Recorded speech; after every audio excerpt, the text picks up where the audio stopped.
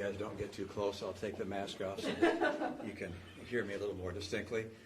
I've had the opportunity now to speak with a number of my colleagues, actually on both sides of the aisle, reached my decision, and obviously communicated that this morning. So if you have any questions, happy to respond. Senator, I mean, the party made back in 2016, the message was, let the voters decide. And that was 8 months before an election. We're less than 2 months before an election. Why is it appropriate now, even in divided government, why is it appropriate now to not let the voters decide? I think at this stage it's appropriate to look at the Constitution and to look at the precedent which has existed since the beginning of our country's history. And in a circumstance where a nominee of a president is from a different party than the Senate, then more often than not, the Senate does not confirm. So the Garland decision was consistent with that. On the other hand, when there's a nominee of a party that is in the same party as the Senate, then typically they do confirm. So the Garland decision was consistent with that, and the decision to proceed now with the President Trump's nominee is also consistent with history. I came down on the side of the Constitution and precedent as I've studied it, and make the decision on that basis.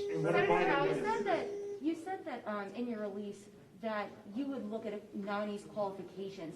What qualifications are you looking for, and what would make you not consider someone that President Trump is putting forward? Well, I think it's straightforward in terms of the qualifications you look for, which is someone who is an expert of the law, someone who has a record of fairness and judgment that you think is consistent with the law. I prefer choosing those folks who are, if you will, strict constructionists, meaning that they look at the law itself and the Constitution, as opposed to sort of looking into the sky and pulling out ideas that they think may be more appropriate than either the law or the Constitution. So I recognize that we may have a court which has more of a conservative bent than it's had over the last few decades. But my liberal friends have, over many decades, gotten very used to the idea of having a liberal court. And that's not written in the stars. And I know that a lot of people are saying, gosh, we don't want that change. I understand the energy associated with that perspective. But it's also appropriate for a nation which is, if you will, center-right, to have a court which reflects center-right points of view, which, again, are not changing the law from what it states, but instead following the law and following the Constitution. Senator Romney, there's Supreme Court nominations take some time, and there isn't a lot of time before the election. Would you support a lame duck vote if Democrats win the majority?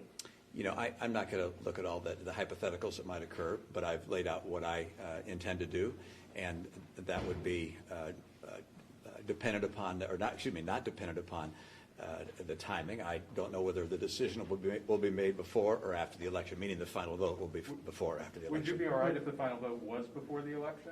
Would you have a problem with that? Well, my statement applies to the current circumstance, which means the timing will be decided by the Judiciary Committee and the majority leader as to when it gets to the floor. But if Biden wins, you'd be okay with a vote in a lame duck session if Biden wins?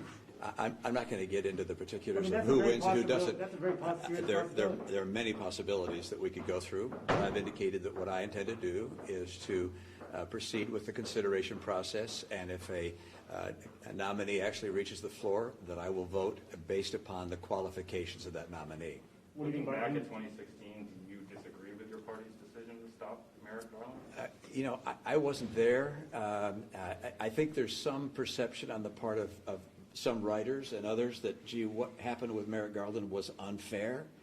I don't agree with that. I don't know whether you think it was a good decision or not, but it wasn't unfair because it was consistent with history. It was consistent with precedent. It was consistent with the Constitution.